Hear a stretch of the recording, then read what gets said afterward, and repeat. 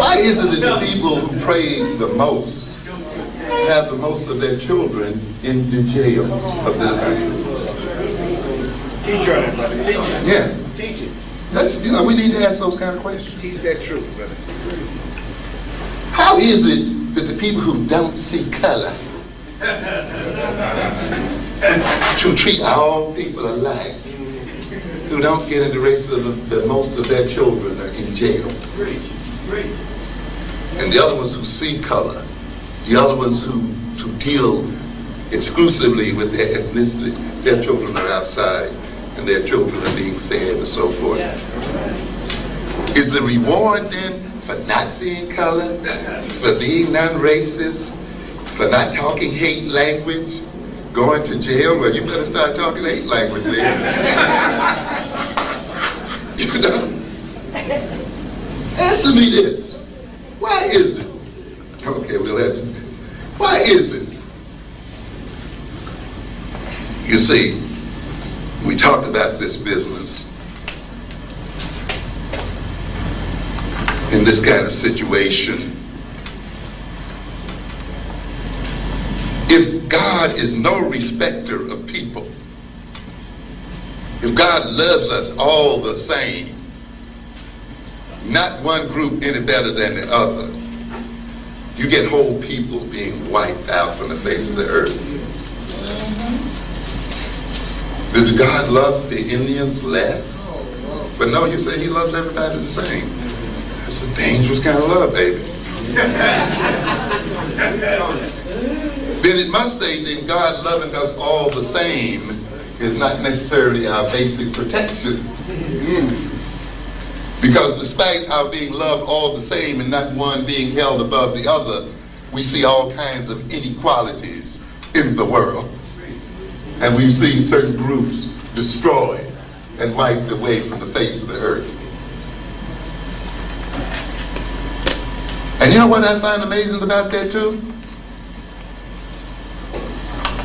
Is that the people who've done the greatest part of the wiping away are the people who worship the same God we do.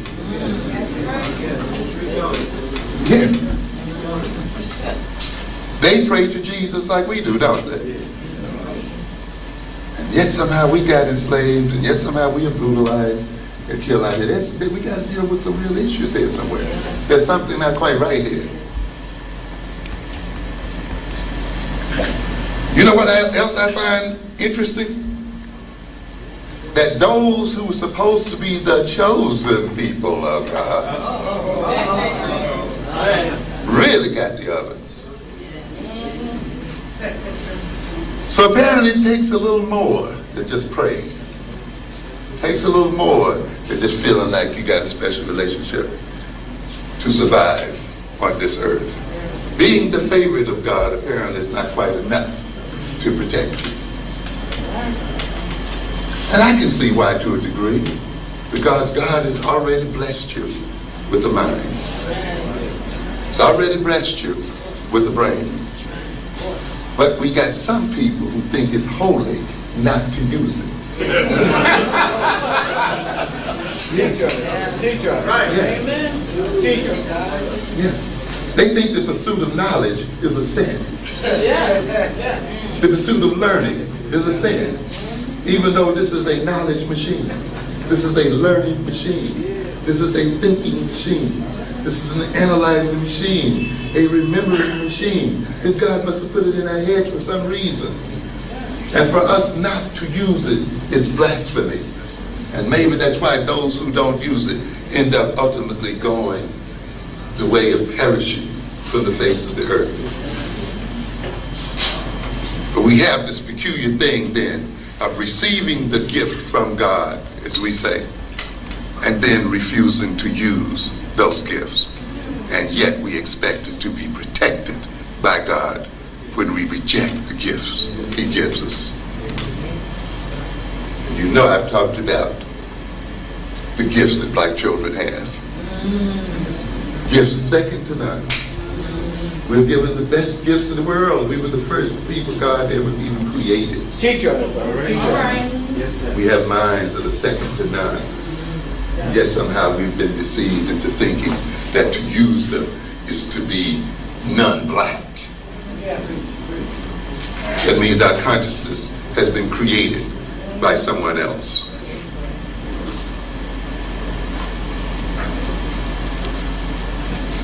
Consciousness then is a power. It's a type of power. How much power consciousness has depends upon its level and its organizational state and its functional state. That's why other people who want to use other people seek to control their what? Their consciousness. Because one thing about consciousness, the state of consciousness you're in determines what you're capable of doing or not doing. If you're in one level of consciousness, you can do one thing. If you're in another level of consciousness, you can do another. One of the greatest problems we have to solve in trying to achieve our fullest development is knowing how to control our consciousness in such a way that we can bring to a task or a problem or something and the level of consciousness appropriate to it. You say, how to match level of consciousness, organization of consciousness with problem, with circumstance, you see, and how to be able to do that through our will. That's a very difficult task to achieve. In other words, then, when we know our body needs rest, it cannot get rest if we remain in a state of wakeful consciousness, can it? Not in the deepest sense. It cannot receive the restoration and rebuild itself as long as it's highly what? Aroused. So what do? We put ourselves, or let ourselves do what? Go into the consciousness of what? Sleep. You see? And once we go into that consciousness, the body begins its healing process and reparative process, you see, and recreating process. And we awaken, energize, and heal, and with the clarity of consciousness that permits us to function. And you can't get that kind of healing and clarity of consciousness and restfulness and reparation unless you go into the consciousness of what? Sleep. But while you're asleep, you can't do what? Certain other things. So there are things you can do when you're awake and alert and in that state of consciousness that you can't do when you're asleep. And there are things you can do when you're asleep that you can't do when you're in another state of consciousness. And there are many levels of consciousness, you see. And if we could recognize them and know what behaviors are related to them, we will be able to regulate our behavior in a very appropriate way by regulating the levels of consciousness related and correlated with those behaviors. And therefore, you see, consciousness enables us to achieve certain ends. It makes it possible for us to accomplish certain things. And when you are able to achieve certain ends and accomplish certain things, that means you're exercising power. Because power involves the ability to achieve certain ends against resistance. The ability to act in terms of one's own interests. Depending on the state of consciousness you're in, you will relate not only to yourself in a very sort of way, but you will relate to others in different sorts of ways. If you're in a state of consciousness that you call anger, your relationship to that same person when you were in love changes, doesn't it? Your language changes, your body changes, everything changes when that state of consciousness is in possession. When you're feeling lovely and all of this, the language changes, the body changes, and other things happen. You see. Therefore, people who want to control other people seek to control their consciousness. Consciousness is to a good degree a social product, meaning that it is created as a result of the nature of the type of social interactions we have with other people to a good extent. And when you look then at the consciousness of black people in America and of African people in the world, that we exhibit to a good degree at this point reflects the nature of the interaction we have with European people. And one of the major objectives of European people is to manipulate and control the consciousness of African people, and through their manipulation and control of the consciousness of African people, divert that power, which ordinarily would be the power of African consciousness, to their own use, and increase their prosperity and power thereby. The relationship then of the European man to the African man, to a good extent, is a relationship of Count Dracula to his victim. To suck the blood of African consciousness to maintain their own life. This is what it's about.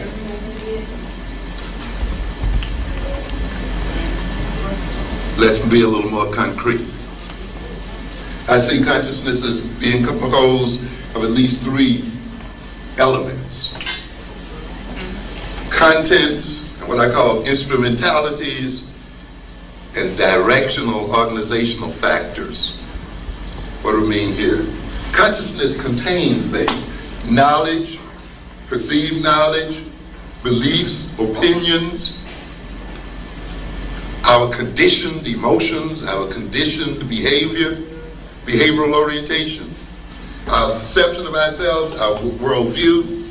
Consciousness also has in it our unconscious drives and motives. We are driven by things we're not even aware of. That's a part of our consciousness and the moods we are in. Consciousness also contains what I call the methods of information processing. See, it's not enough just to have knowledge and facts and beliefs and have them exist in your mind. That's sort of a static type of thing. You also now must find some way of using the contents of your mind.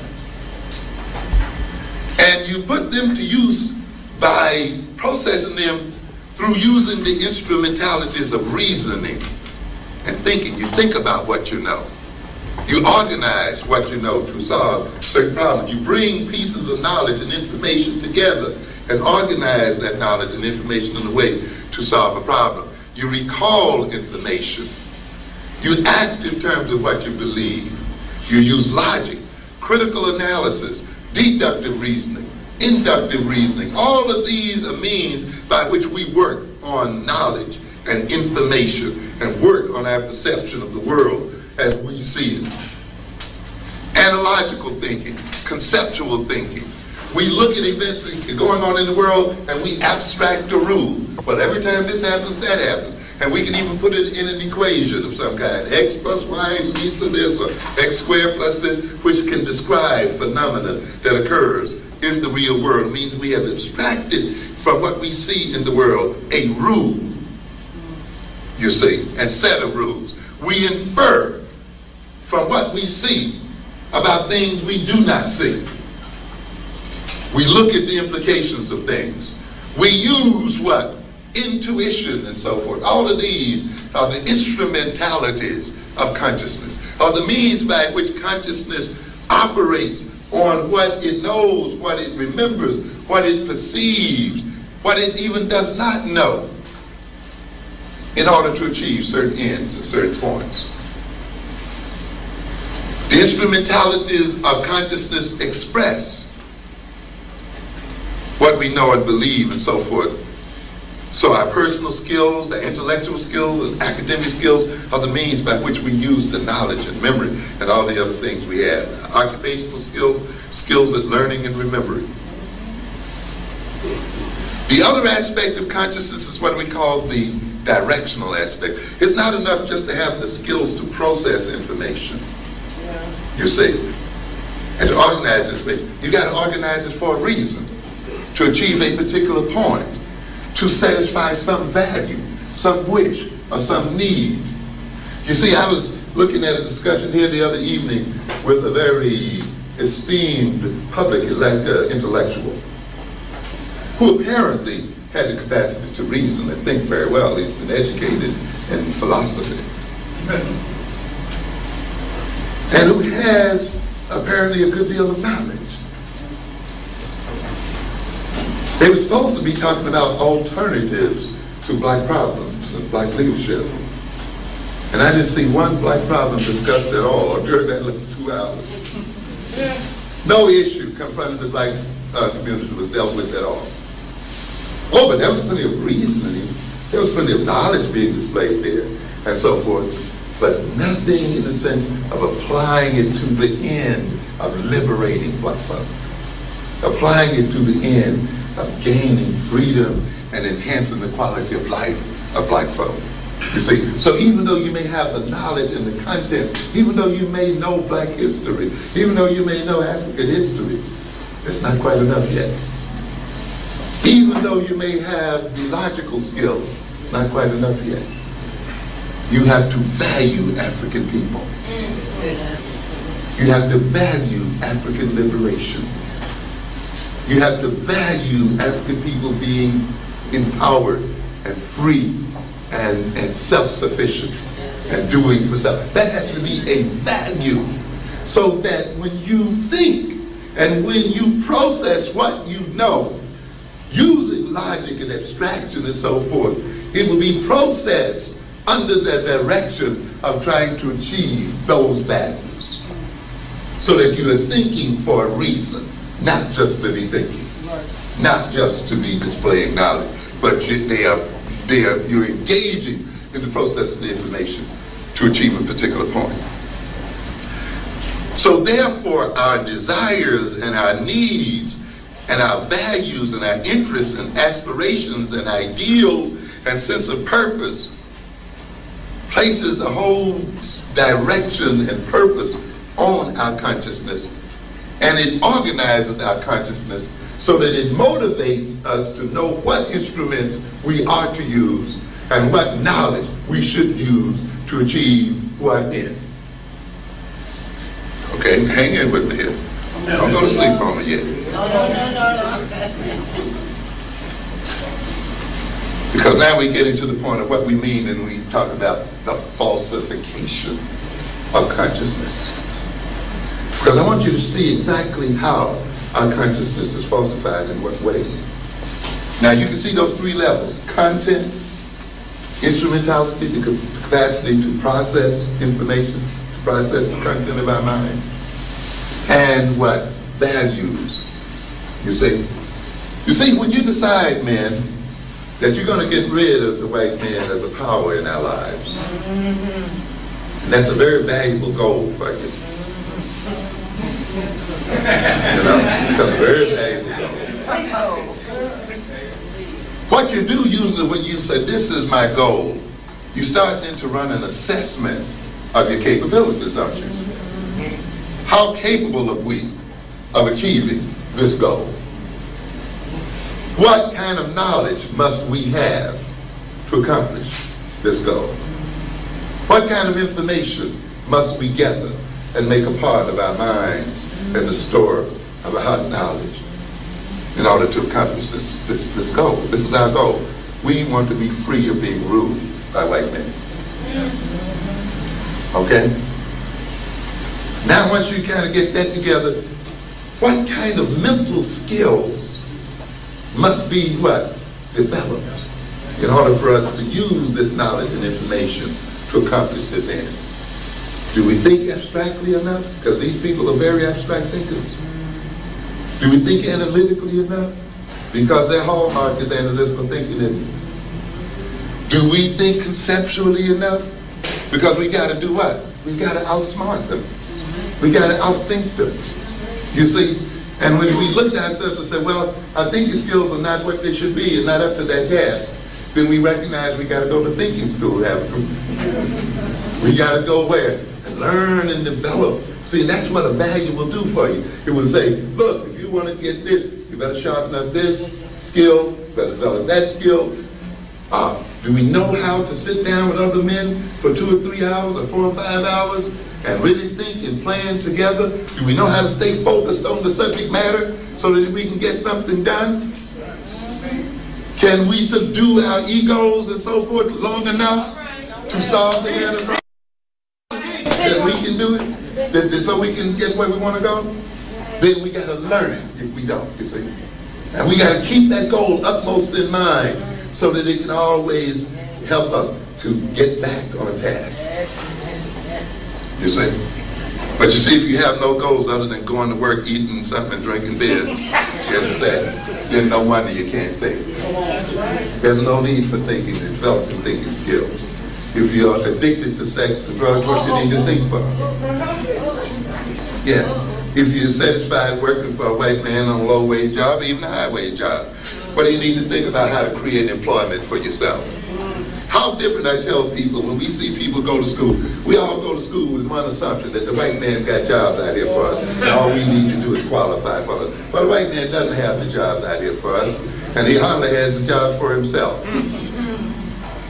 How different would our education be if we went to school to learn to create jobs for ourselves? How different would our curriculum be if the purpose for our going to school was not to work for white folk, but to work for ourselves and to create jobs for ourselves and to create wealth for ourselves? How different the content of courses would be that we take and so forth. You say, it's not about lowering standards. It's not about changing standards and the way these people talk about it. Teach. You see, it's about building up the appropriate standard. It's not about unequal education. It's about what? Appropriate education. It's about looking at the goals of your nation and looking at the goals of your community and deciding what kind of education you need in order to achieve those goals. But the kind of education we're getting today has the goal of working for white people and forever being the white man's servant and slave in some form or another. And therefore we get a servant's education and a slave's education. And when he has no need for further servants or slaves, he doesn't educate us at all. And that's what's going on at this point. Because now he's hiring across the world. Now he imports the workers that he needs.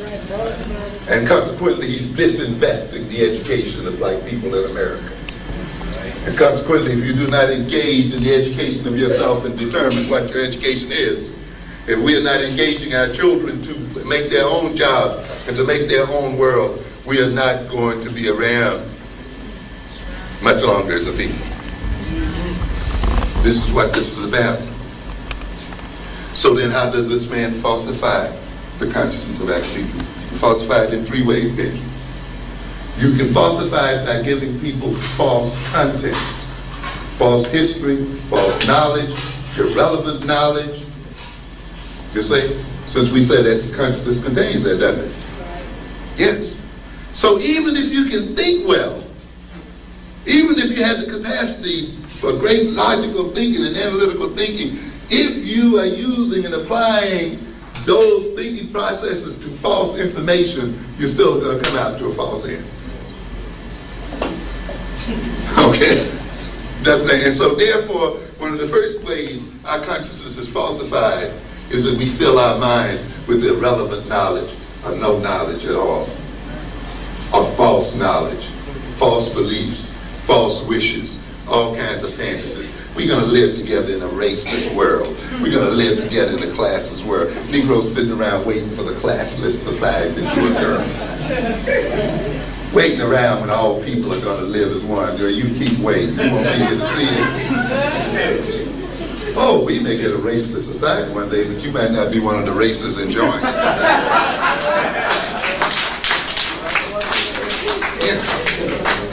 Yeah. But when you have that kind of fantasy, and that fantasy fills your head, when you think that the thing that's going to solve all the problems is that people love one another, you know, that they respect one another. You get a lot of preaching on Negroes on that behalf. Some of these public intellectuals, we must respect the humanity in each other. What the hell does that mean? How does that feed anybody? How does that employ anybody? You got some Negroes who engage in magical thinking. They think that if they teach their children to love all people, you know, I don't teach my children about color. I teach them to love and respect all people. And not to see color. Well, that's nice. Now that's wonderful. But tell me that this, are the other people teaching their children? Huh? How is teaching your child this going to protect it against the people who hate you? Do you think by teaching yourself this, by some magic osmosis, other people are going to achieve the same consciousness? You're out of your mind. And yet we got something like people who think that. So they sit around the weakest of people, the most downtrodden of people, teaching their people how to love their enemies.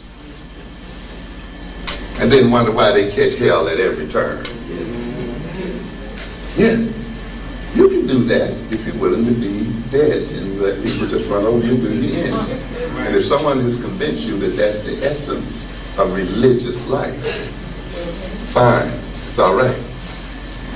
But I'm telling you, you see, we got a lot of people who are caught up in that thing. So therefore, our masters will put that kind of religion into us, you see. And they will see that as the essence of religion. I've told you many times that the major problem out here, the reasons why our children are where they are, is the result of law-abiding, church-going Negroes. Yeah. And it's not the children and the youth who are the greatest criminal threat to the black community. It's law-abiding Negroes. It's Negroes who believe this white propaganda and this falsified religion. Yeah, who can't see color, and therefore they can't see their own colored children. Yeah. Who in their efforts to be sanctimonious and good, create evil. Yeah, because someone told them being good is giving these other people who got more money than they know what to do with their money while they rob their own children. And then they wonder why they fear them as they walk down the streets. Who told them love means giving the Koreans all of your money and supporting their children and keeping them out of crime while you're on the street and in need of jobs and in need of being cared for. But someone has convinced you that love means to ignore your own children and love someone else's children better than your own. And you feel holy, you feel good when you do it. Someone has made you feel guilty when you concentrate your attention on your own children. Someone has told you to love everybody, and you're so busy loving everybody you can't get around to loving yourself. You can't get around to loving your own. How is it there are people filled with self-hatred and have not come to love themselves, can appropriately love any other people? And yet we are asking the very people who've been most psychologically abused and destroyed to carry the whole world on their shoulders and to become the universal saviors of mankind. We got some joke out here talking about the universal values of Islam. That save the world. The Arabs don't need you to save them, Negro.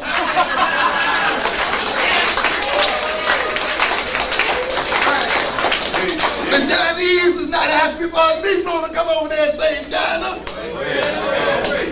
The Frenchman is not asking Negroes to come over there and save them. Why did you get into this business? It's your business to save the world.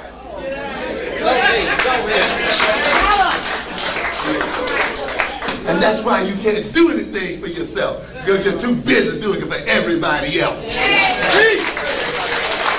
You're too busy loving everybody.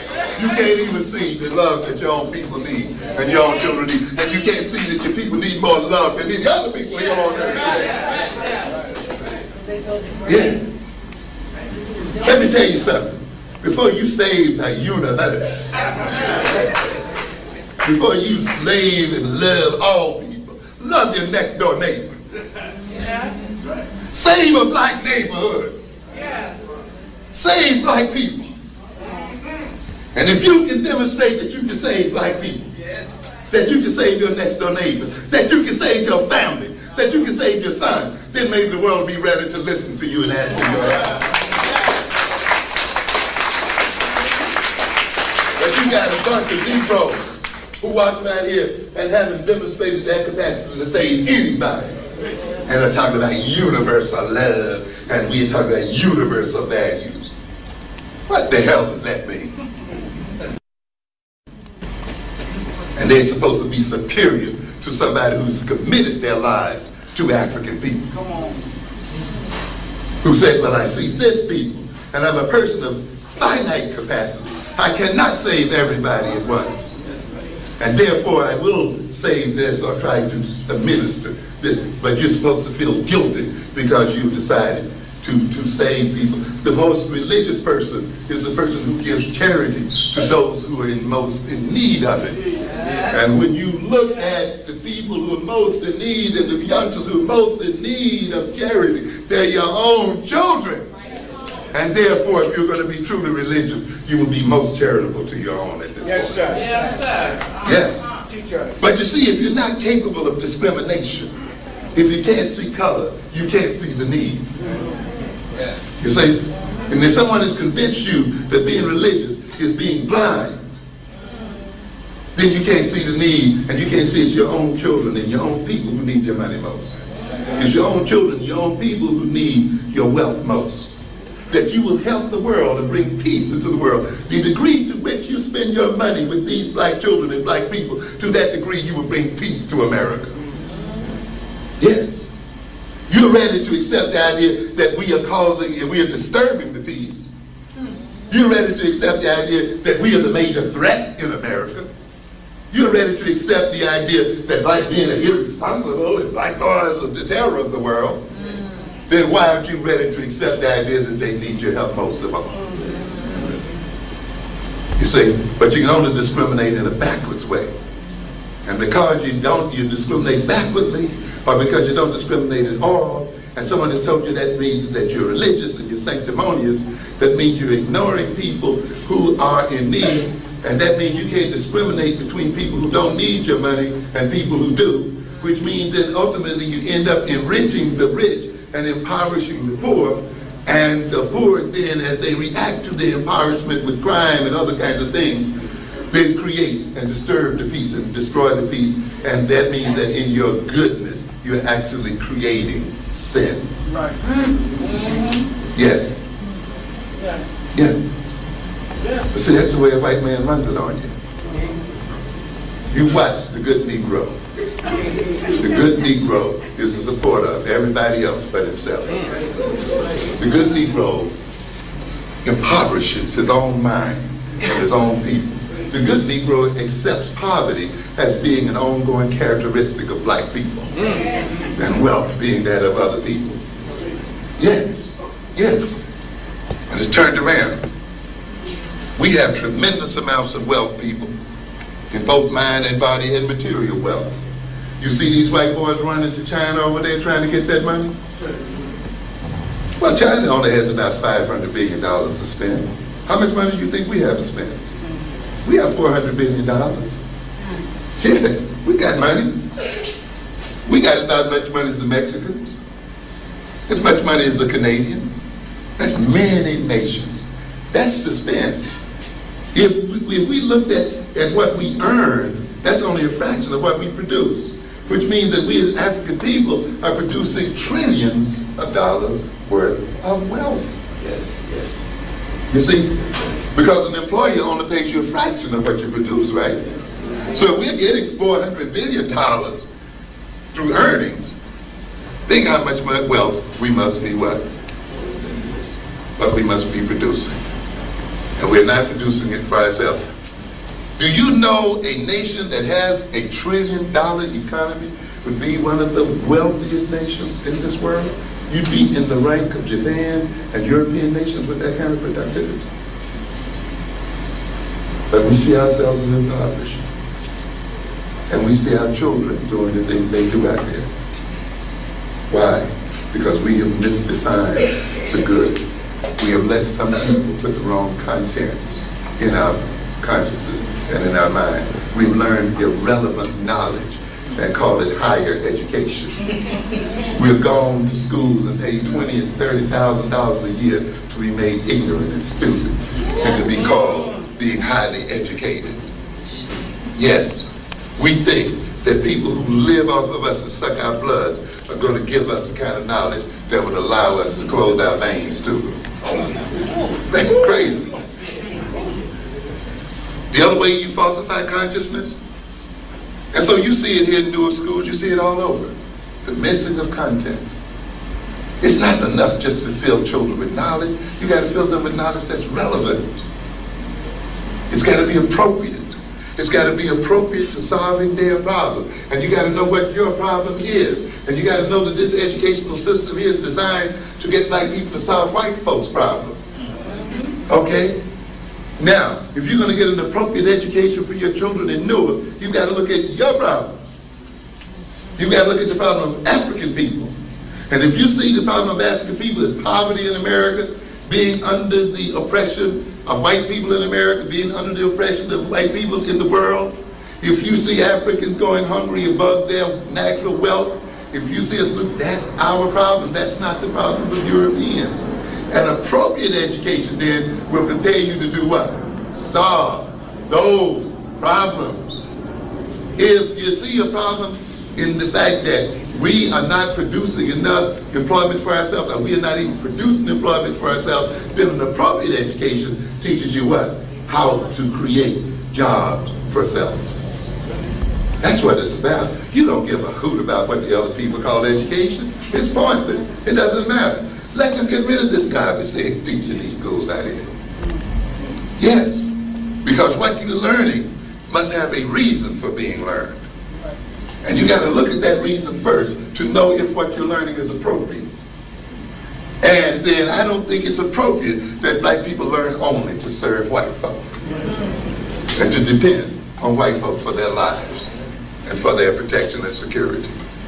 And yet, that's the essence of the education we're getting out here today. And consequently, we're going to get the kind of knowledge that's going to keep us dependent, that keeps us servants, that keeps us operating on the assumption that we cannot do for self, that keeps us in a position where we just give away and throw away our wealth and impoverish our own children, such that they turn around and kill us in the streets and kill themselves as well. That's how this thing is falsified. And you see, this is only be done when a small group, which really, you got so many poor people in the world, until if they stood up in a rank, they can just run over rich people and take everything they got. Why don't they? Because they fill their minds with ignorance, with false ideologies, with false knowledge, with irrelevant knowledge, such that they're not capable of doing it. And that's the position we're in. The African population is second in size only to China. There's no reason why we should even be talking about small business administration. That's right. We think small. If our businesses were proportionate to our population in the world, we should have some of the biggest businesses in the world. But we are letting our own authors be sold to us by white publishers. Talking about black literature, published by Macmillan and published by, and so forth. And they got these people are representing black people and black aesthetics. How are you going to be in the black aesthetics and black values and speaking real black people, and you're enriching white publishers and white folks? Let's be real now. We got that kind of thing. And this is what we got going out here. This kind of game going on. Teaching white children. We got some jokers now who call themselves going to advise black leaders and provide alternatives, teaching at white universities, and that's their reason that they receive the attention. You know what I call them? They're just black academic mammies. They're breastfeeding white children and the children of the wealthy. They think they can then come down and lecture to black people about how to run their lives. Get the hell out of here. And yeah, we fall for it. We fall for the nonsense. But that's what happens. The other means by which then our consciousness is falsified, as I've indicated, is by impairing our capacities to think. Impairing the means by which we process information. And some of us who mean well often fall for this. We try to tell, and I've told you this before, we try to tell black people with the capacity capacity to think and reason and to analyze and to deduct and to induct and to abstract and to conceptualize. That is as African as anything else we do. It is not a European form of thought. This kind of thinking does not belong to white folk. It is a gift to the African people as well. And I don't care how Afrocentric somebody is. Don't let them come in and tell you that to think analytically, to think abstractly and objectively is European and Eurocentric. It's not the mode of thinking that counts. It's for what you use the thinking that counts. There's no sin in thinking abstractly. There's no sin in thinking conceptually. There's no sin in thinking objectively. The sin is in what you're using this thought to achieve. If you're using it to damage African people, if you're using it to maintain the oppression of African people, then you're misusing it. And if you're not using it such that it maintains the oppression of black people, you're also sinning. I don't care how spiritual you feel. Okay? Because we're about more than spirituality. What is spirituality anyway? You hear people say it, use and throw the terms out all the time. We are spiritual people. It's about spirituality. What is that? How are people fed? How are people clothed? Why do we throw away a whole half of our brain? For this reason. There's no necessary contradiction between being a rational and logical thinker and being spiritual. It's not either or. You're not in a situation where, well, if you're spiritual, you can't think. Right. You can't reason. In fact, a truly spiritual person is a clear thinker. A truly spiritual person is an enlightened person. A truly spiritual person is a knowledgeable person. A truly spiritual person knows how to use their thought processes, and they have mastered their thought processes and the other capabilities in their personality and know how to use them appropriately. That is the true test of spirituality, not some blind thumping your head on the floor and praying and kicking over benches.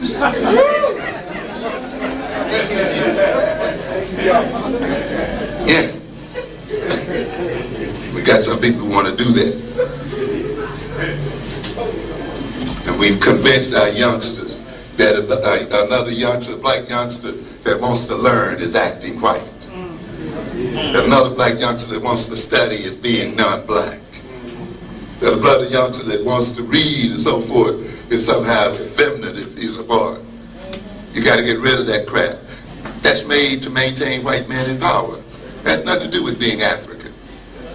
Because that kind of thing means the black man is being chumped. And it hurts me so bad when I walk and I ride these subways and all I see is the chumpiness of black boys who've let these white boys jip their minds. Who are what the white boy needs for them to be, and they call themselves being African or being black and identifying with this nonsense. And yet we have that.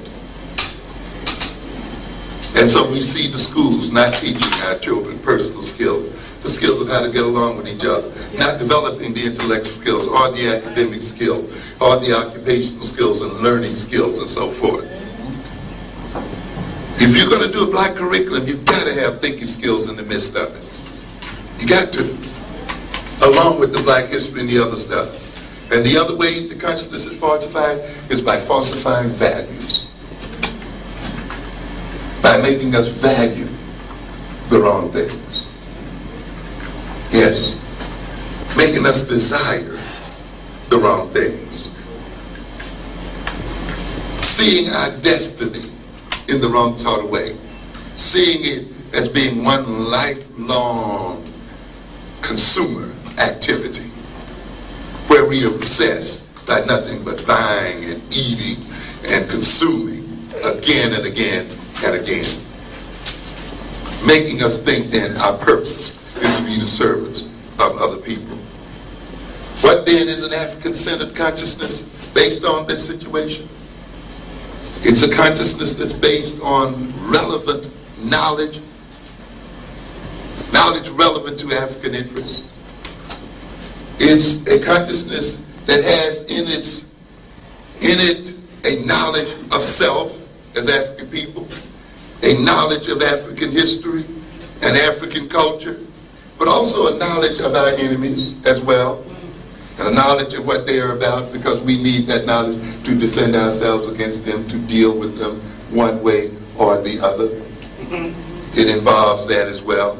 And African consciousness then has the contents then that are related to the history and experience of African people, an appropriate set of opinions and self-perceptions and so forth that enhance our well-being in the world. And African consciousness is a consciousness that uses its occupational skills to feed African families and to create new jobs and other kinds of opportunities for African people.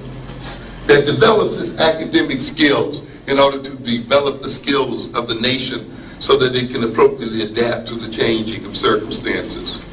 To develop learning skills so that we can quickly learn about the changes in the universe and appropriately adapt to those changes, so that African people can remain free and liberated and self-controlling and self-sustaining. An African-centered consciousness then is a consciousness whose desires are regulated in terms of the interests of African people and the interests of African values, whose desires, when they are fulfilled, enrich other African people, whose values, when they are realized, strengthen other African people and strengthen the African race. They are values whose sense of purpose is the purpose of becoming one with ourselves and identifying with ourselves and loving ourselves as people.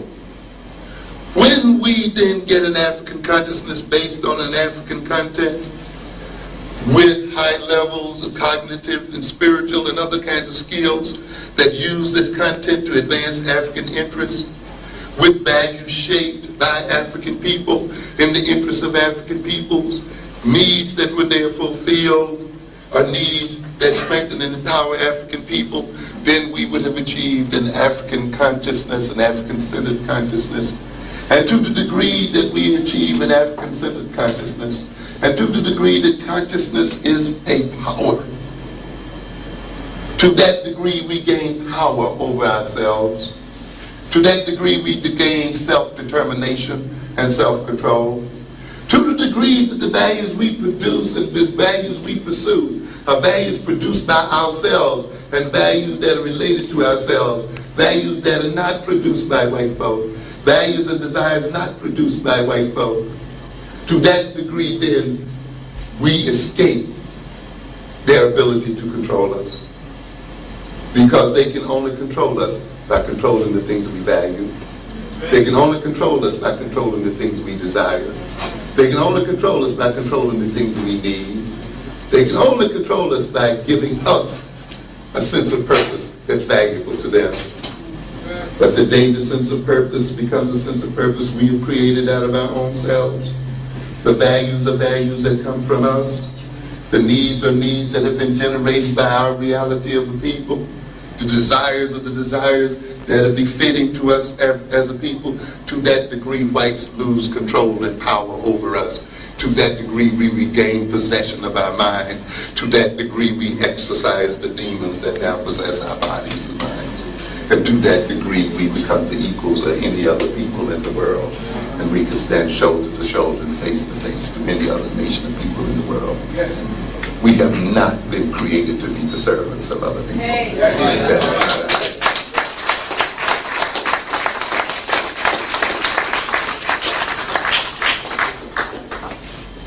This definition then will let us know, and we can translate it into concrete things. We can translate it into an educational curriculum. We can begin to look at then what our children must be taught in terms of this type of consciousness. What kind of values must we ultimately create in them, and what kind of skills must we develop in them in terms of where we must go as an African people. And I will bring it to a close here. You must begin to recognize that the position we are in today is not due to, some of the things people talk about. To a great extent, the position that we are in today as African people is the result of powerlessness. If our children are misbehaving and not achieving the kind of education we desire them to achieve, it's because we don't have the power to see that they get it. Isn't that right? That's what it's about. We claim we know what they need. If we claim we know what they need and they're not getting what they need, then we must not have the power to give them what they need. Huh? If we're suffering from hunger and homelessness and all of the other stuff, and we have not changed that, it's because we have not developed what? The power to bring about the change. Because that's what power is about. The ability to bring about change in one's interest. The ability to solve problems. And if you cannot solve problems, that means then power is not being generated sufficient to solve those problems. And therefore, our problem here is a problem of power. And therefore, we must not be ashamed to recognize that we must pursue power as African people.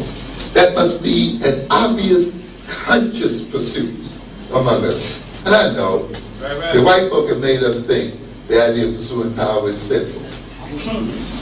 There's something wrong about it. We think power should only be pursued by white folk. That's white boys' game, right?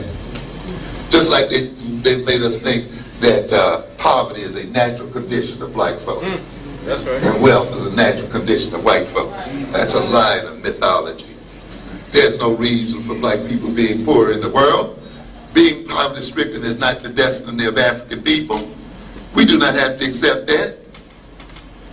Why are we poverty-stricken? Because we've been robbed. We were given and blessed by the Creator with natural wealth, weren't we? That's right. That's right. If the intention of the Creator was that African people be poor, why didn't He put the wealth of the world in their lands?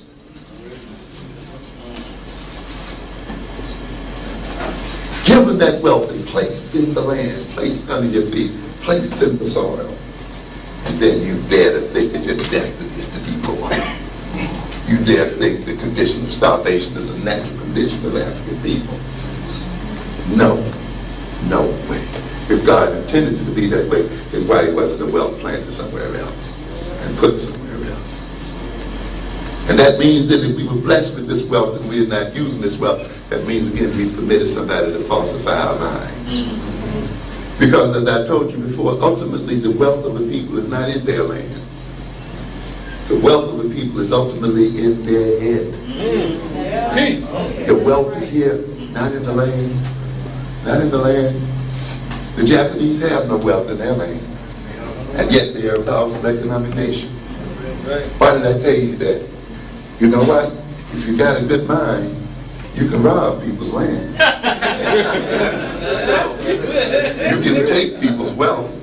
So the mere having the wealth is not going to do anything for you. You got to have the capacity to what? Defend it. To use it. You see? But if it's given to you and your mind is not appropriately developed and your consciousness is not appropriately developed, other people who may not have anything but a mind, but a consciousness, will enrich themselves off of it. And this is what is happening to black folks. We are not poor because God has not been good to us. God has been abundant to us. We are poor because we've let another people deceive us.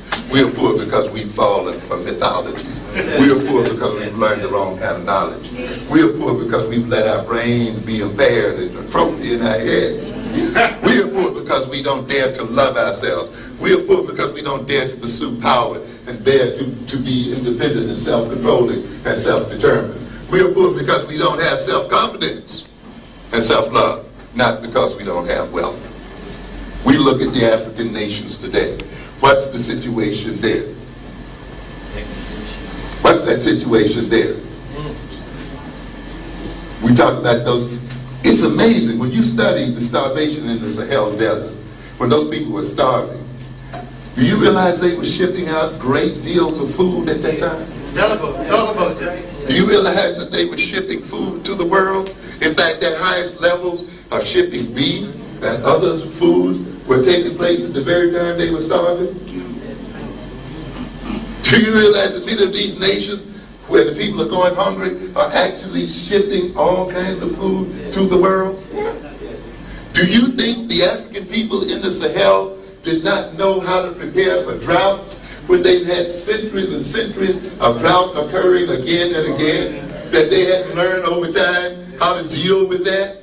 Do you think the drought that occurred in the 70s was the first time they had droughts over there? Talk about this.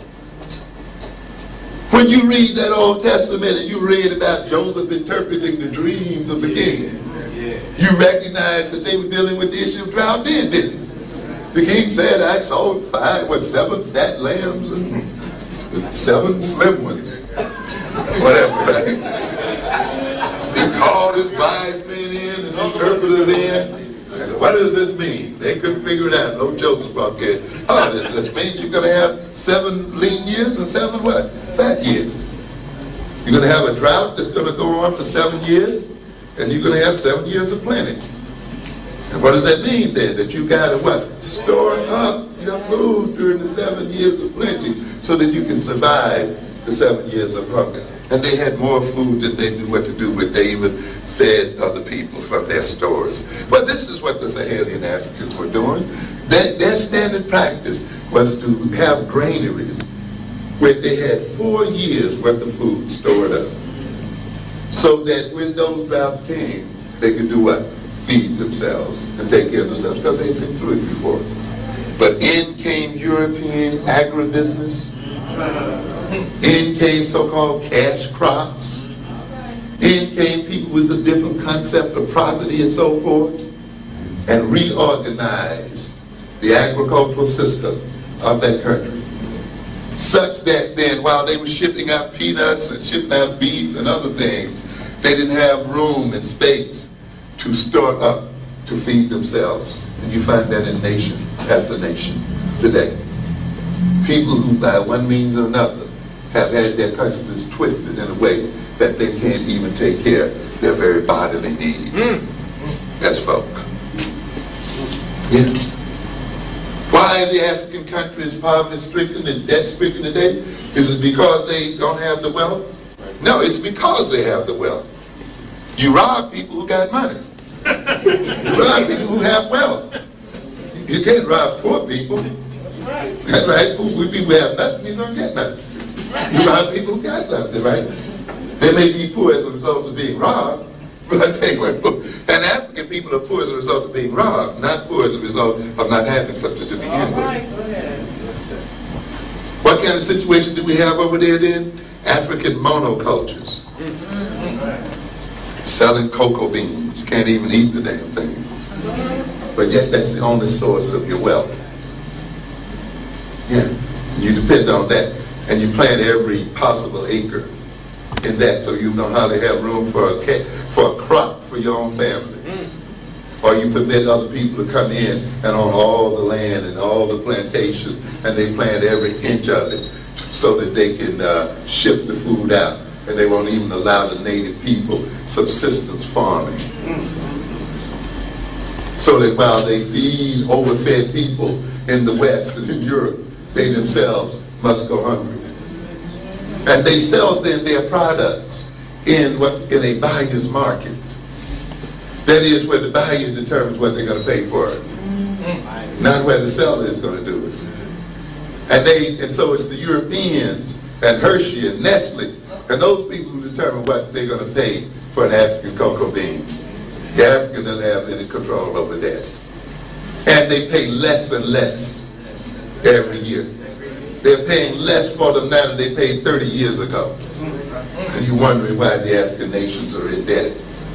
And these same nations then that lower the price for which they pay for African commodities and maintain these African countries on the basis of 1 or 2 products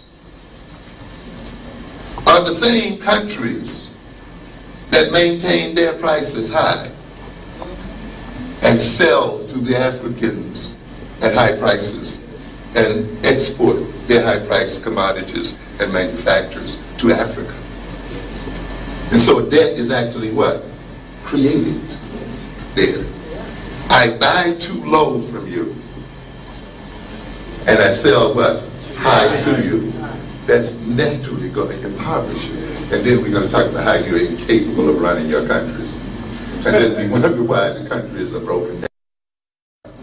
We wonder why they don't have enough money to build their infrastructures and build their schools and build their telephone systems and build their manufacturing plants and build their highways and other kinds of things there.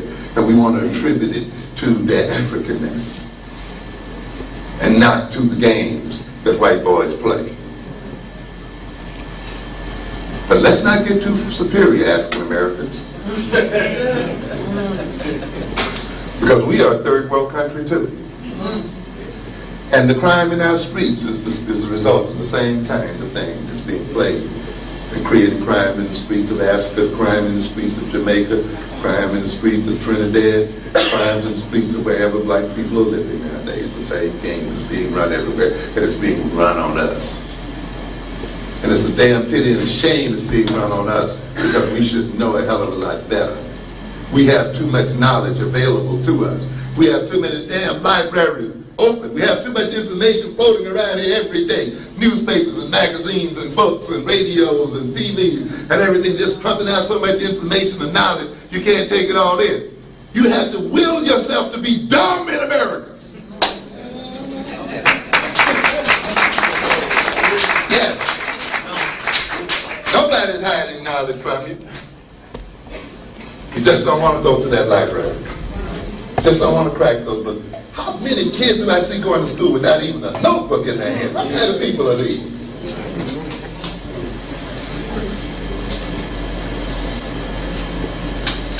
And in a sense, we are even more chipped than our African brothers and sisters, because we have it available. It's here for us. We got the computers. We got the knowledge at our fingertips. So it's even more a shame that we are dumb. In other nations that cannot afford the books, cannot afford the schools, and cannot afford the libraries and the computers and so forth, that may be a reason, and often they're much smarter than we are for some reason. What's going on here? We as African Americans are also a monoculture. And what is our sole commodity? Labor. Labor, that's the only thing we sell of any great value in America. Labor. Servants. We came here to be servants, we came here to labor, and we're still laboring. You're talking about you escaped from slavery. We're still doing the same thing we did when we first came over here. Laboring for white folk. You think because you're wearing some little sweater, you got some hat turned backwards, all that, you represent some advance over what other people used to be. You're crazy. The same position. Exactly the same position. Nothing has changed. You're still a servant of white folks. You're still dependent on white folks. You're still, every nickel you get, you run down there and take it to white folk, because that's your role, is to take money to white folk and make money for white folk. There you go. And what's so pitiful, you're willing to kill other black people to do it. You're willing to poison them and destroy families and destroy neighborhoods and terrorize black folk so you can take the money to the white. This is what's about. Now, what does that mean to African people in America? That means that we are a monoculture, and the only thing we have to sell is labor. And we are now selling our labor in a buyer's market. And the white man is setting the price for which he'll pay for it. And the price is being set what? Lower and lower. Wages are not stagnating. They're actually declining. We can't even get this old joker to raise the minimum wage, which is one of the reasons why all people, almost at all ranks, even college-educated people, salaries are sinking down. Not only the high school, but the ones are sinking down. This is the most backwards, thievish country you'll ever believe. While it's top and getting richer and richer and richer, it won't even vote a $5.25 minimum wage for its workers. And it has convinced a lot of jokers that there's something right about this. So now, what is the African community in then? We're in a situation where even our labor is being cheaply bought, but the people who are selling us the product are still raising the prices. Yeah. And therefore we are an indebted nation as a people right here in America. And therefore we don't have any money left to build the schools we need to build for our children, because we are too busy trying to pay for high-priced imports into the black community. We cannot build the kind of homes for them because we have a major national debt as African people. How many of us in here owes so much money to white folk? If you look at yourself as a nation, and I advise you to analyze our problem in terms of a nation, look at your problem in terms of a nation, not in terms of an individual or family, but in terms of a nation, and look at our relationship to other groups as a relationship between nations. The Korean nation, the Chinese nation, the Latin nation, the white nation, you see, and watch how you can begin to see what goes on here. Everything we owe, we pretty much owe to outside nations. Everything we buy from what? Outside nations. And even though we have intrinsic wealth, we cannot enjoy that intrinsic wealth because that wealth is being exported outward to pay our national debt. And therefore we have nothing left to build the kinds of schools we need to build for our children, to build the recreational centers, to redesign our neighborhoods, to support our families, to create jobs for our fathers and our mothers, to create jobs for our youth, because we are giving it all away or pushing it on other people. And now whites need less of our labor and they're paying less for it. So not only are they paying less for it, they are now demanding less of it. And if that trend continues, we'll all be unemployed and poverty-stricken. And when we become unemployed and poverty-stricken, the more we're going to see more criminality, more violence, more family disruption, more problems of social disorganization. And any teaching of so-called family values is not going to change it.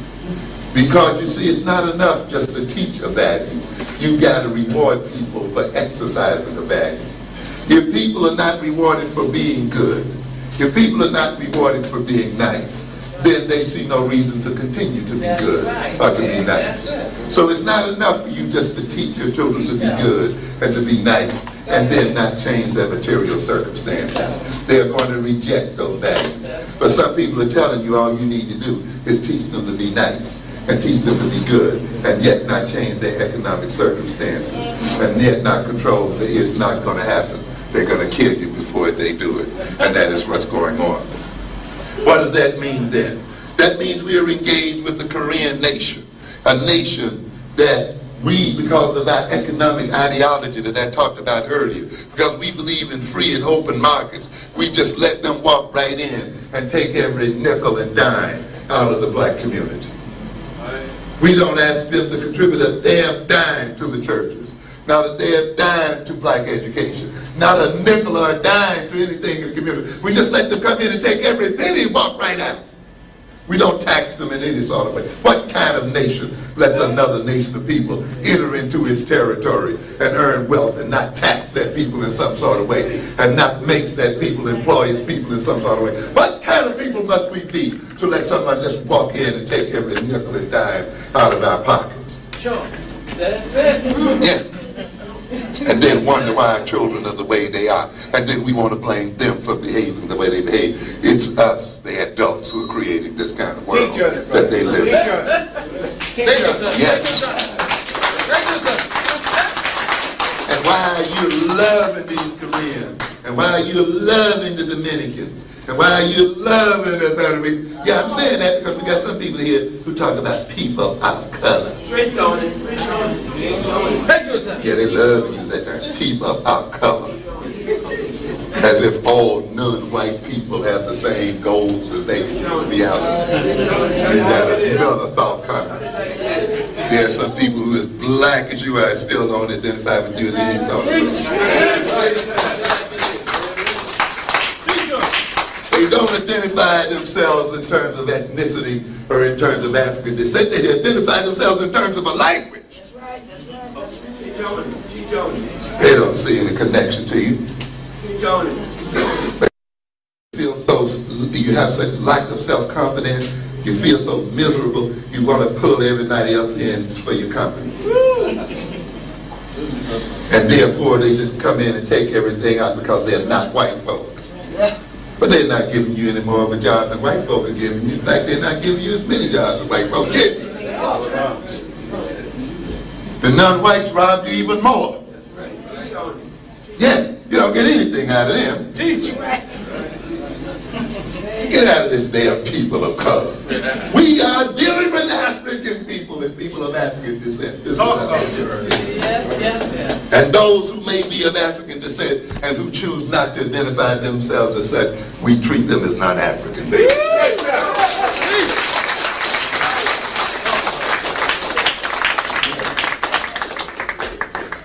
So we have these nations. They come into our communities and we let them in. You know, they wouldn't come in if we didn't let them in.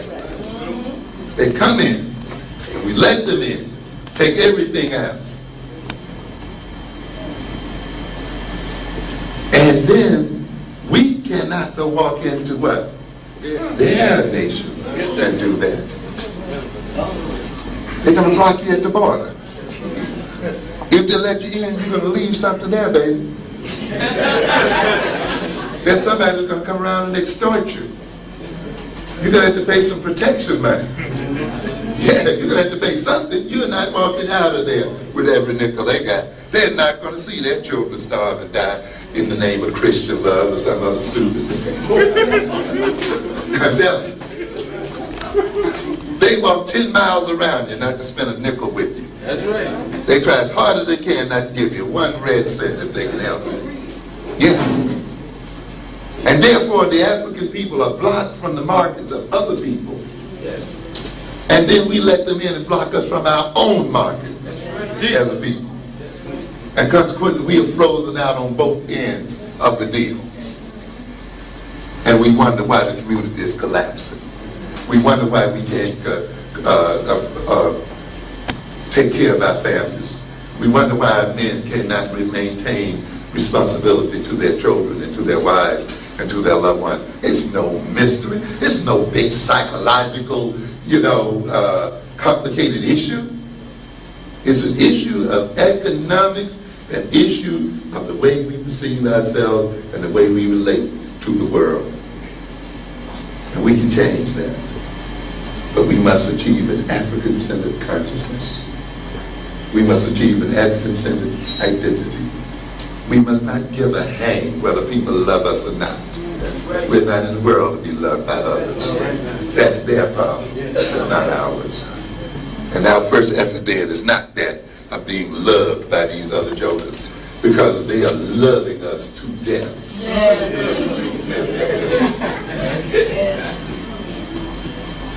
We have the means to do this. And why are we in a buyer's market for our labor? The same reason why Africans are in a buyer's market for their commodities. Because we have what I call a vertical relationship with Europeans. Our wealth and our material earnings depends upon our relationships to Europeans.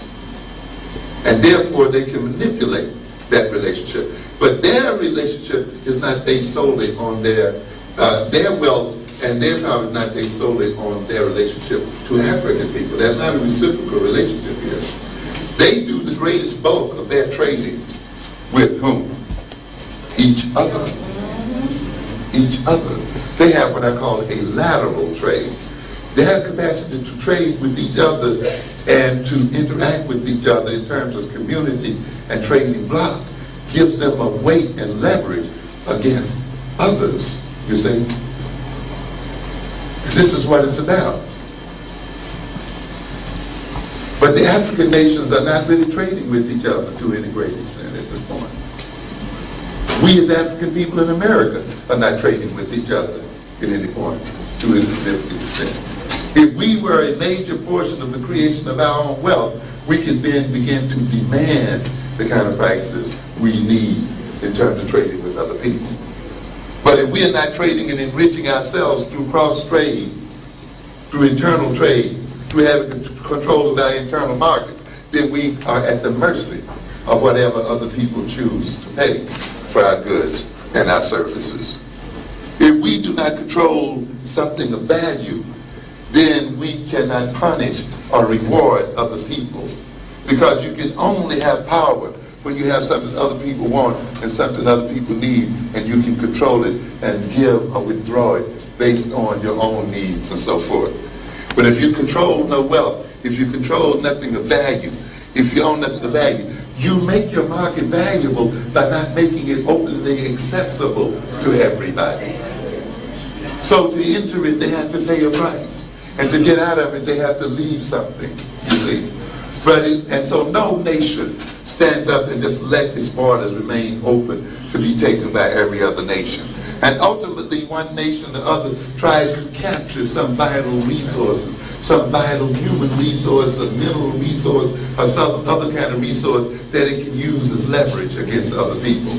But if you don't own some vital human capital, some vital material capital, if you're not even controlled of access to your own market, you have nothing with which to balance the power of other people. And they therefore will use you up and eat you up and eat you alive. When you study then the success and the achievement of other ethnic groups in this country, you will see that they achieved it not by loving anybody, not even by pursuing integration as their ultimate goal, but by identifying with it themselves. I'm going to advise you to read Thomas Sowell's Ethnic America. I don't recommend hardly anything else he writes. It was amazing he wrote such a book and came out the way he did. But particularly read the story of the Irish. Read that. Read this situation. It's of such, I think it's so valuable, because sometimes you see we are so close to our own problems as black people. It's difficult for us to separate our emotions from, objectivity and objective knowledge. And sometimes if you want to come to understand why there's such criminality and violence and why there's such social disorganization and so forth in the black community, it pays you not to study black people first. Because see, black people are not the only people who are violent. Black people are not the only people who were the majority in prison. Black people were not the only people who came from a peasant background and were taken into the urban centers of the world. Not by a long shot. Okay? Prisons were invented before we were even out of slavery. Yeah. The first prisons in the world in America were built right here before 45, 50 years before black people were even out of slavery. They were building prisons. And then it's interesting that when the whites were building prisons for themselves, they saw prisons as reformatories. And they carefully designed the prisons. You should get into the old prison literature and see how they tried to design the walls, the architecture, and everything was perfectly designed to try to rehabilitate these people and bring about their rehabilitation. You should go back and look at all of these parks. You look at Central Park. If you read the history of Central Park was a social rehabilitation project. They determined what trees they would plant in terms of what effect they would have on people's minds. How they would plant them and how they would place them. And I'm talking about white folk, because white folk were today at. You can't imagine the kind of planning. They tried to plan the cities and lay out the streets and build the whole thing in a way to shape the consciousness of people, you see. Because America was being inundated by immigrants and foreigners around the 1830s. And at this point, the urban areas were growing at an extremely rapid pace. Prior to that time, America was a rural nation. And at this point then, America began to become an urban nation. And the very urbanization began to threaten the integrity of the country. America did not know how to deal with these urban masses. And these were white masses. This isn't the first time the cities have been seen as an endangerment to the life of the nation. The first time they were seen as an endangerment to the nation were when the Irish and the Italians and the other ones were inhabiting these cities. And do you know how social work came into being? It came into being to deal with the orphans of white folk and the broken families of white folk. Do you know how the YMCA came into business? The YMCA came in to try to protect these country white boys when they came into the city, to try to maintain their value in the face of the city. Do you know how the Sunday schools came into being? You think they just came into being as a result of the church? There was a whole Sunday school movement in America as a way of trying to rehabilitate the wayward white youth in the cities of America.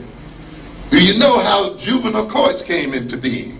They came into being to teach the Jewish delinquents and the Irish delinquents. That's how they came into being. Do you know that adolescence as a concept is an invented concept that was created to deal with the wayward youth of white America in the 1800s down to the turn of the century, right into the 1920s? Because these gangs, these white gangs, had control of Newark, New Jersey. These white gangs had control of Philadelphia. These white youth gangs had control of New Orleans. These white gangs was roaming across New York City in the thousands and tens of thousands. White girls were on the streets of New York City at 9 years old. Half of the Irish families were without fathers. Half of the children were just pushed out in the streets by their families, and their fathers abandoned the families. Since when did you identify these things with being black? Because you have not read American history, and you have not read the history at all. You're too willing to believe the worst about yourself. And you'll let other people tell you any damn thing because you won't go and learn. And I'll tell you now, it's not enough just to read black history. You've got to read the history of this nation. Okay? And how do our sportsmen and spokesmen sit in front of a white interviewer on TV and is pushed to explain the behavior of black folks? Explain your behavior. Why do you kill? Why do you murder? Why do you enslave? What am I here on the carpet for? Explain to me why there's so many fatherless children. Well, tell me, why were there so many fatherless children in New York City that were of the Irish extraction? Why were these girls at 9 years old loaded down with syphilis? Oh, there you go. Yeah, talk about it. Let's deal with it. Lay it on. Why were these people out here with their outdoor toilets in the backyards, with the sewage flowing over, racked with disease, such that when they would move in the neighborhood, the whole neighborhood would move out. Even black folk would leave out the neighborhood. That's right. Why were these people overrun as they were brought into this country with disease, with tuberculosis, cholera, and all other kind of diseases that had disappeared from America? And therefore people knew that when they would come into the neighborhood, you had to get out, or else the whole neighborhood would be plagued. Why were these people living in apartments that were built for one family, and they cut the apartments up into smaller size and put several families in it? Why were mothers and fathers, I'm talking about white folk here, There you go. why were mothers and fathers and children all laying up in one bed, in one room? Why did they have little boys' hotels where they fed them pork and beans and let them sleep standing up in a halter for 12 cents a night? Huh? Why were there thousands and 10,000s of white women on the streets of New York prostituting and begging? Why were these girls out there attacking and stealing and doing and cursing and doing all the other things that they were doing? You hadn't heard about that? Why do you see these old buildings with iron bars over the windows and so forth? Who were they protecting their contents from when black people weren't even in the city, huh? Look and come alive and see what was going on, ladies and gentlemen. This was what was going on in America. Why is it now today then, in an effort to save their youth, the whites then defined adolescence as a separate category from adulthood and gave it special characteristics and created a special court for these children? And nowadays, now that the black children are the ones that are the center and focus of criminality, they are redefining adolescence out of existence and saying now that they're going to treat 12 and 13-year-olds as adults. You must understand the politics of crime and understand the game that is being played here. You have to see that. How do you explain the fact that the word Irish and criminal was meant the same thing. Yeah, like today, black and criminal mean the same thing. You think this is new to you? Why then were the Irish overrepresented in the prison population of America, where the vast majority of prisoners were Irish in America? Huh? You didn't hear about that? Why did people get elected to political office running against the criminality of Irish people and running against the criminality of foreigners and strangers? So that you had the American Party, these so-called know-nothings, who elected several governors, who elected many congressmen, who took control of state legislatures running against the criminality of these folk. These Irish people weren't even seen as white people by other people.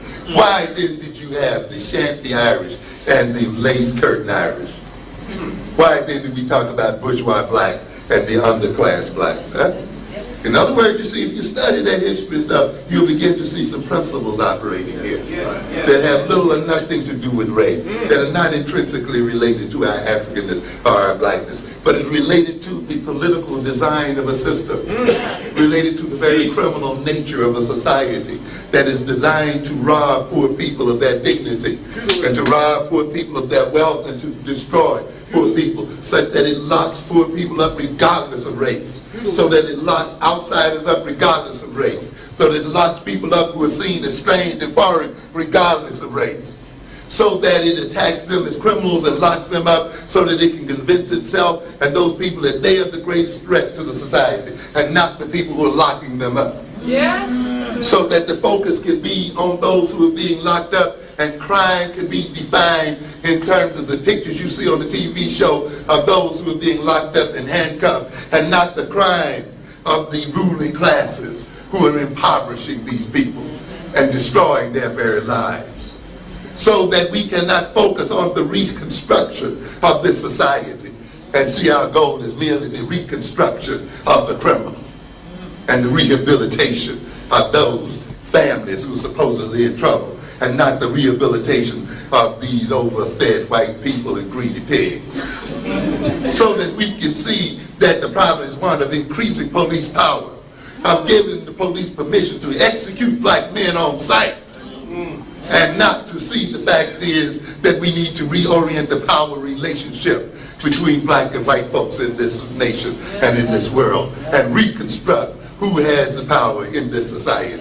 But as long as you see yourself as criminal, as long as you let the other people convince you that we are criminals, as long as we see the criminal as the poor boy on the street, we don't see the criminal as the ones in the suites. We don't see ourselves then, and we don't see the necessity of changing our economic circumstances and getting in control of our wealth. We don't see the necessity of bringing these white men to heel and changing the power relations and the economic relations in this world. We only want to focus on manhood training and only want to focus on trying to change the values of these kids. Focus on manhood training, but train them to be men enough to deal with white men. Train them to be men enough to change them. This is what we are talking about. I want you to study this Irish because they're very interesting. They were a conquered people in their own land. The British treated them like dogs. They were serfs to the British. A British man could beat them and kick them and dare them not, to hit back. They were not allowed to defend themselves against the British. That's the problem they still have there right today. And you're going to talk, you think because you got out of slavery, the game is up. The Irish, and that game of the Irishmen and the British have been going on since the 1600s. And it's still going on right now. Yes, the British man could send for an Irish man's wife and sleep with her at will. He could send for his daughter and sleep with them at will. When the Irish were starving because of the potato drought, they weren't starving because of the absence of food. The Irish were growing more than potatoes. At the very time they were starving, they were shipping out all kinds of corn and cereal crops. They were shipping out beef and cattle. You hear what I said? Why? Because the British decided that they weren't going to give those cereals to the Irish, and they weren't going to feed them the meat and the milk and the stuff, because as one British lawyer said, we don't want to disturb the operations of the market. And they literally did destroy over 1 million of these people. The Irish population was half what it was in 1914 compared to what it was in the 1830s. They were literally being decimated. And you think you're going to arrive at some peaceful relationship with these dogs. You got another thought coming. But because you don't read history, you can fall into that kind of victimization. And we would just love one another. What are you talking about? We would just respect you. Come on. Read the history of these people and understand who you're dealing with. These people are not open to appeals about love and not seeing color. They are looking at that dollar. And that's the only thing that counts. And if it means that your life has got to be forfeited for them to get it, they're going to do it without thinking twice about it. They shipped these people after they were starving them to death. They wouldn't let them vote. They wouldn't let them be elected. They wouldn't let them practice law. They wouldn't let their children be educated. They couldn't even own property for a good while. They shipped them over here in ships, cargo ships. And they only had a space of 3 feet by 6. Yeah, you think we were the only one packed into these holes? They packed them into these holes and stinking filth. And there was only 3 inches between 3 feet between ships. They couldn't even sit up straight. The women had to go and cross the sea, literally sitting up all night and sitting up all night, because if they fell asleep in the wrong position, they were had. They had to sit there and fight off the rapists and so forth as they came over. This was what it was about. They had to live in attics. Some attics were not even 3 feet tall. They still had to pay rent for them. Live in depth cellars. Live in alleys and build houses in alleys. The garbage was more than knee high and ankle deep. The sewage was open trenches and flowing into the street. When we got to New York, things were a hell of a lot better than they were for the Irish, I'm telling you. Yeah. And why am I telling you this? I'm telling you this, and again, just because there's some very interesting parallels here. People who've been degraded, who were enslaved and degraded. Okay? And yet we look at where they are today. You see? Yes. And look at the power they exercise today. And the whole bit. It says that because you come in degraded situations and circumstances, the Irish man was a poor, dirty laborer and did all the dirty work of the society. And for a period of time, even the average living quality of life for black people was better than that for Irish people. In fact, the white boys would give the Irish men work to do that they wouldn't even give the black slave, because they had an investment in the slave. Yes. They would have advertisements, Irish need not apply. Oh yes, Irish had the highest rates of insanity, the highest rates of alcoholism. Yes, yes, you heard of the Fighting Irish of Notre Dame? You think that's a play name? They were fighting people, man. They fought each other like cats and dogs. They chopped each other up and knifed each other and shot each other in ways you wouldn't believe that even our black youngsters have got to yet. These people used to have gang warfare that would last for a whole week. 7 and 8 days, I'm telling you. They had a riot that went on for 3 or 4 weeks. When they got to fight, they were firing cannons. I'm telling you. Yes. Why don't we hear this history? Because people want to believe that black folks, are the only people who behave in this way, and this is intrinsically related to blackness. And we got black spokesmen who want to throw this stuff back in these white boys' faces when they start trying to explain this. Why is this going on? And they run the story about 129th Street in Harlem, 3 series about black people as if this is representing some new phenomena in America. And this is representing something. These people, the Fighting Irish, they fought each other. You heard the word Donnybrook? Yeah, that's why. These people, they just get out there and just battle and fight, just knock each other up for no reason whatsoever. They used to wear handkerchiefs of colors in their pocket, black boys. You think you're doing something new? Colors? That's nothing new. They wore colors. They wore their hats backwards and to the side. You think you're just imitators out here, and not good ones at that. Because you know what they used to do? Attack cops on sight. That's right. Yes, sir. Cops wouldn't go in some of that neighborhood. They would have to go 4 and 5 at a time. Now that would come out alive. Okay? Are you kidding? You haven't seen this thing yet. Okay? Yes. Well over half the people arrested and put in jail were Irish. Where did the word paddy wagon come from? Right.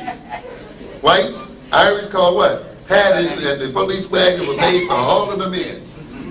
Paddy wagons. We can go on and on here. But and the orphans, all of these, they were known as thriftless people. People who didn't know how to spend their money. And they were not ashamed to beg. Known for getting on welfare. Yes.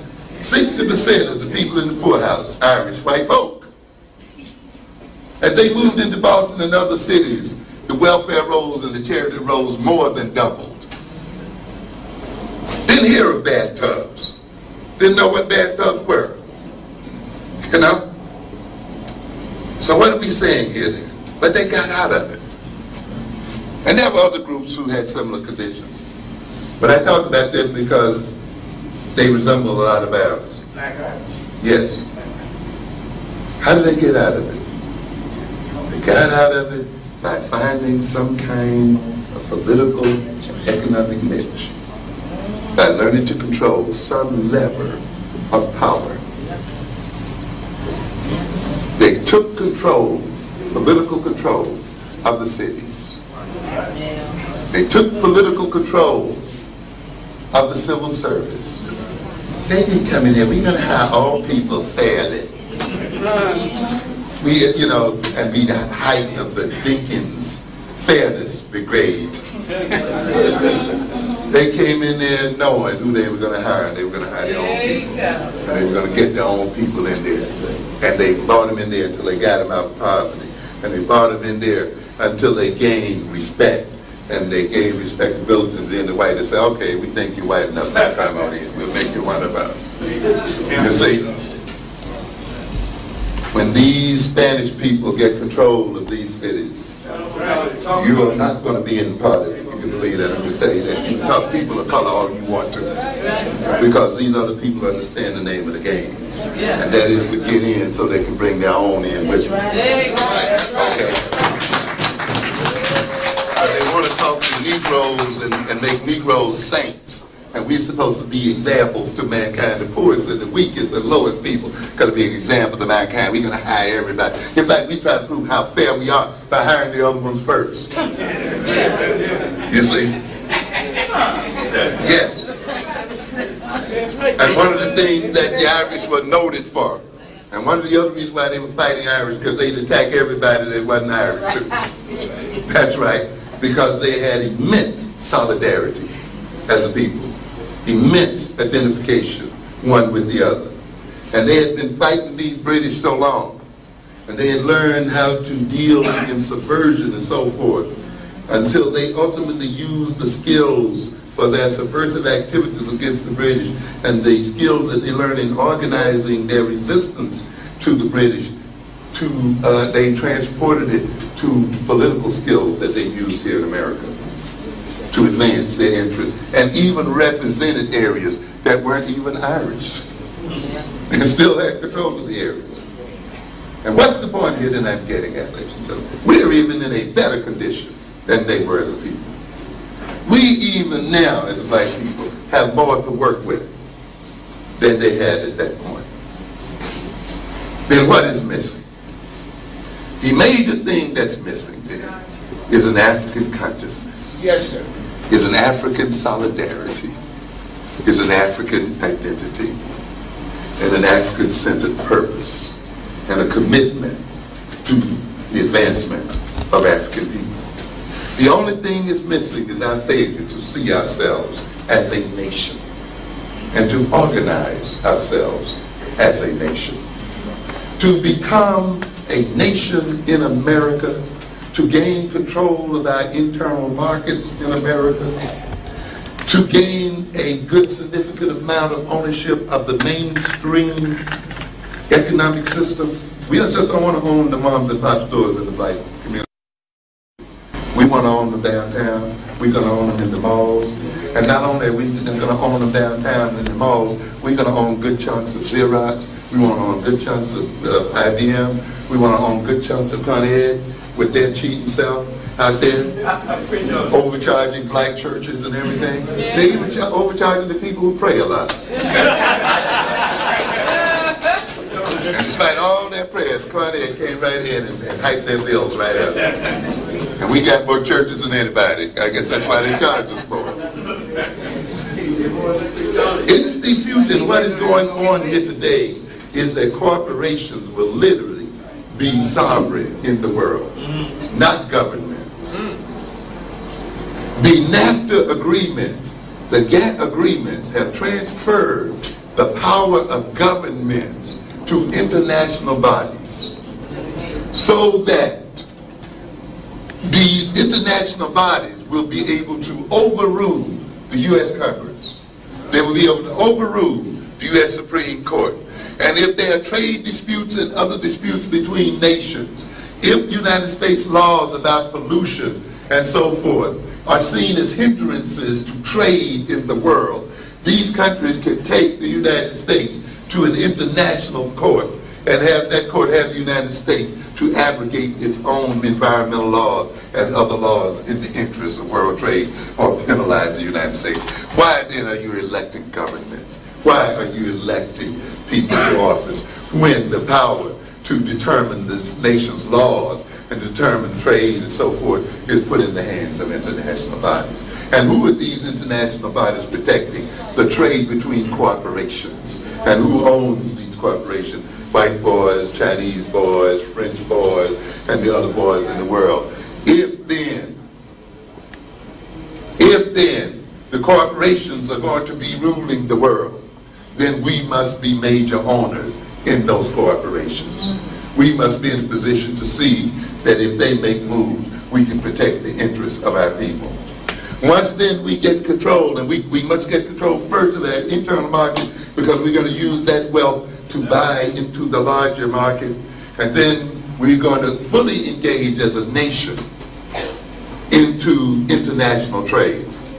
Because this is what nations do, they just save their people. We're going to create jobs by engaging in international trade across the African diaspora and in the world. We see the diaspora as a punishment. And our diaspora now is our best asset. We now have got to reverse the way we deal with things. We've got to stop looking at ourselves as the victims of propaganda. We've got to look at how can we use propaganda proactively to advance our interests. We've got to stop looking at the diaspora as a sign of our miserableness and look at it now in terms of how can we empower ourselves. You see, in order for the European to build an international economic system, he had to create a deliberate diaspora.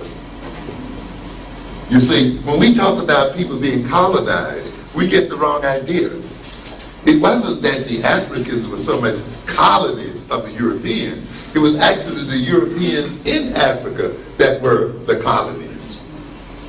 You see? Because the Africans were not trading with the Europeans. It was the European colonists trading with the Europeans. You see, so the colonists came into Africa and over the place to extract the wealth there and to claim that wealth and to trade with their counterparts. And therefore, these colonies were deliberately created, and they then were used as means to create a global economic system. Now, when we look at the fact that we are throughout South and Central America in large numbers, you see, and of course in the Caribbean, and of course in Africa and so forth, we must now begin to look at this situation as a basis for the creation of a Pan-African economic system that can rival the Asians and the Europeans.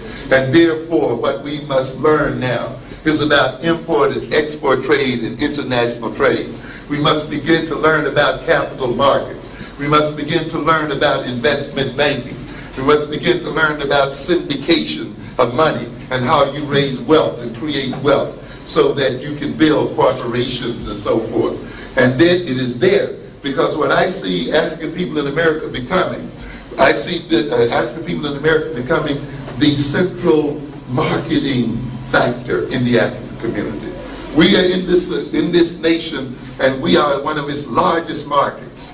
We want to now make this market available to African manufactured products, because at this point the United States is blocking those products out.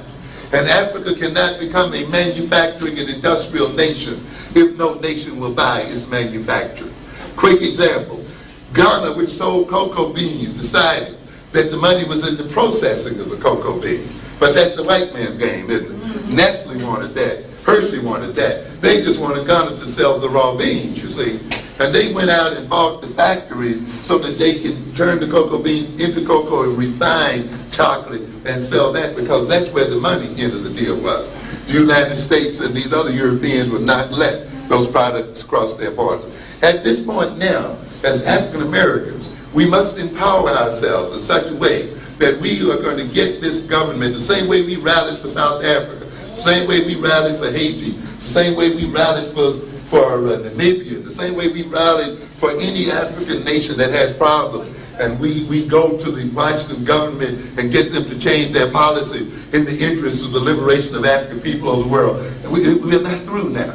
The next game is to do this, to knock down those tariffs that they have against African nations, to get this nation to relieve the Africans of that debt that they have laid upon them and make their lives impossible. This is the political goal of the African community, and to control and hold our money and squeeze their economic balls until we get what we want from them and change the nature of this people. And if Hershey is going to block the buying of African refined cocoa, we'll drink another hot chocolate in our lives, because we're not going to let it happen. You understand what's got to go on here? You dig it? This is the kind of game, because the other deal is you want them to develop their capacity to manufacture. You're going to stop going down to this Gap and buying that garbage down there until you recognize if it's going to be sold and you're going to buy it, you're going to see that those clothes were sewn in Africa and sewn in the Caribbean and sewn in Central and South America.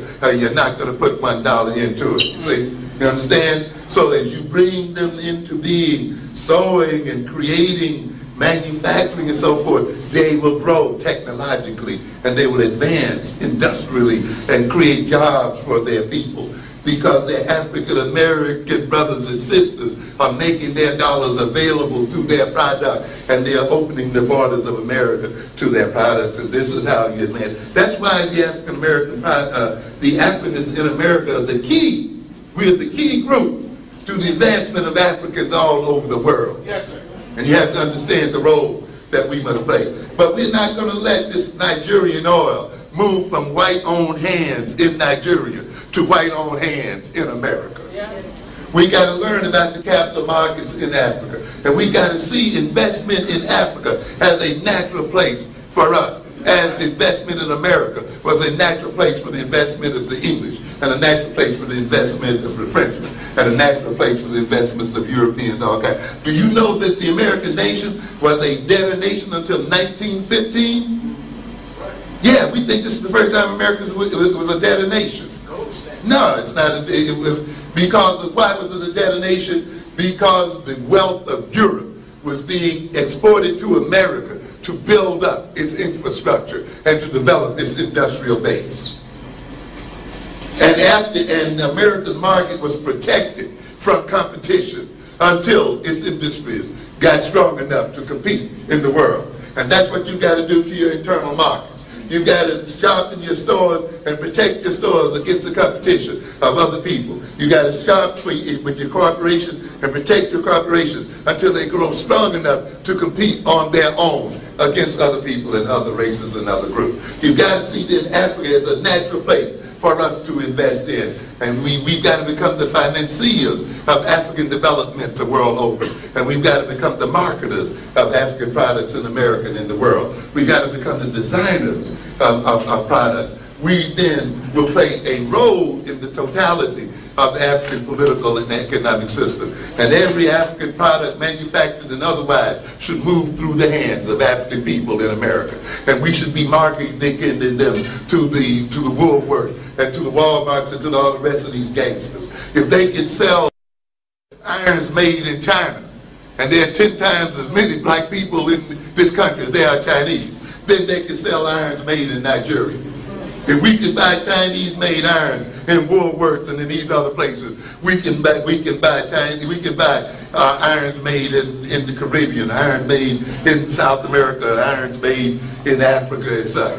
And we can see stamped on the made in Nigeria, made in Ghana, made in here, made in there. And those irons and those products and those cheap fans and all that other stuff can be wholesaled by African Americans and sold and marketed by African Americans, both through African American retail and European retail situations. And therefore we create jobs for African Americans here in America, and we create jobs for Africans the world over. We got it. All we got to do is take it. Thank you for your attention.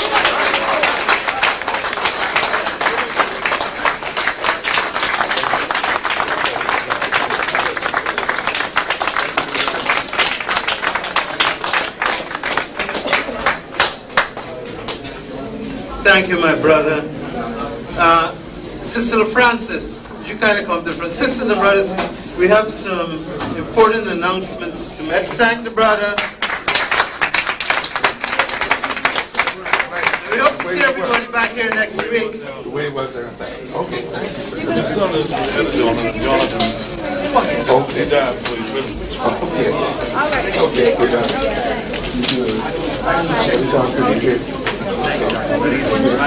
My name is Eddie.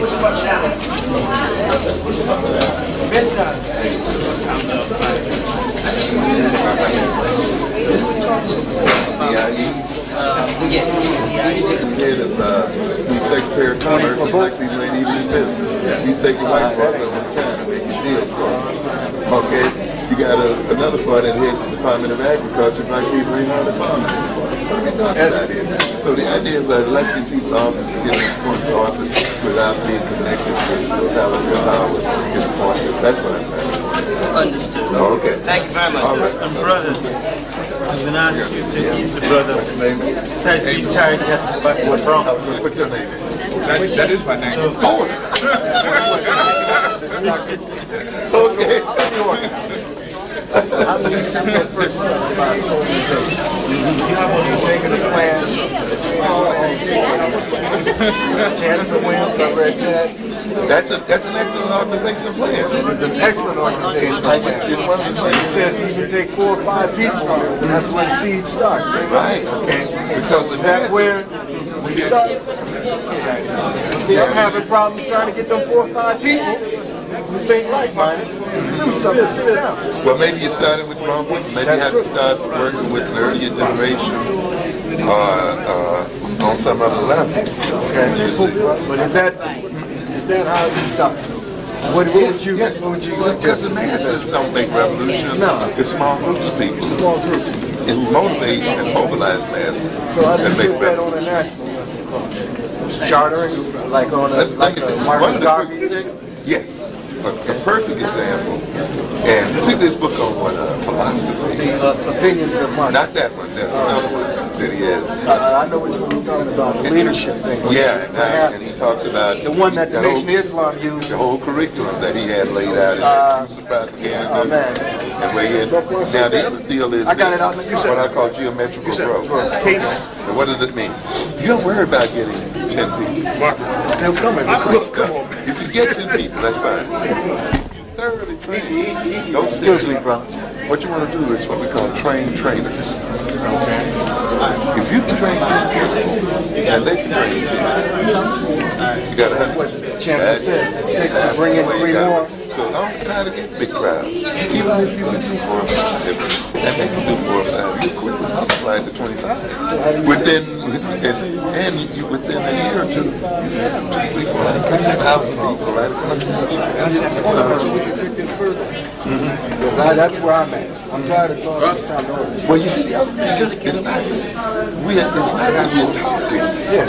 We're not talking about things we need to be talking about. We need to talk about this. Now, what you're talking about now is organizational principles.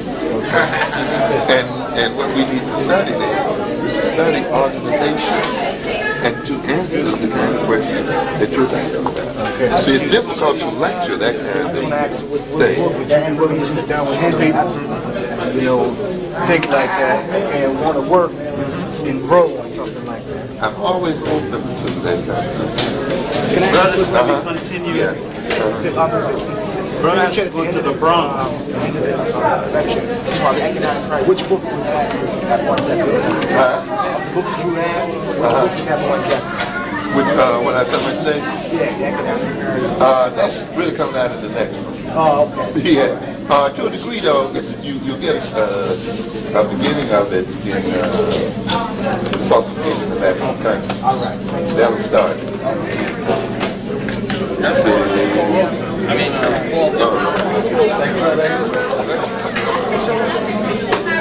Yes, it is. That's good. Going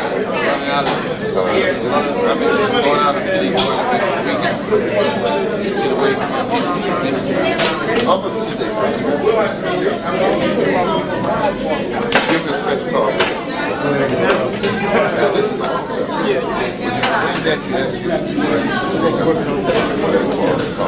Okay. now you come in there. I ain't getting my class. Okay. All right. I'm going to plug in first. Okay, take it. All right. Hey, now, here you go. Thank you. Thank you. Oh, okay.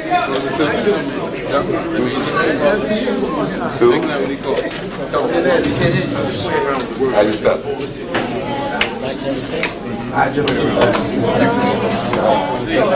Capital letter? 8? O-N?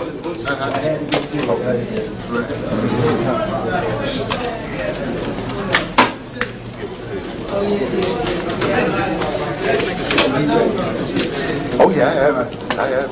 Definitely. Oh yeah.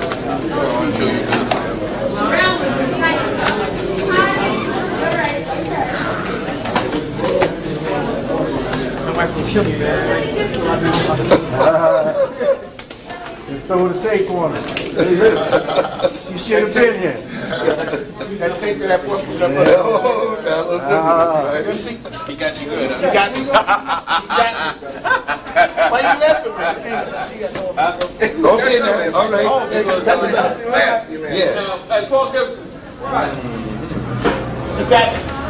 Captain got some tapes from your man from Philadelphia. He was up. No.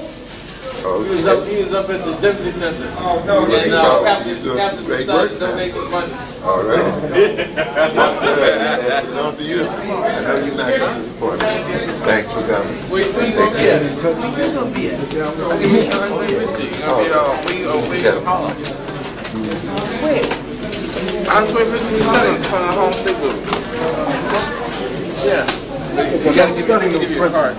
You got to let me know definitely. The plan that Bookman has. Tell you what I do. Chancellor, definitely, especially the book Yes. about the economics and all of that. Yeah. Start that. Philosophy and opinions, race matters. You have to take the concept of a little bit of everything, even Dion. But you have to use it. That's where I'm trying to correlate everything together. Chancellor's plan It's the best. is most complete and very well thought out. Okay, well, how would you come up with a charter for other people to live under principles, like you said, values? Because that would have to be, any organization would have to have a value system and have a charter and laws and bylaws for people to live by. Well, I mean, you have to do that for your own original group.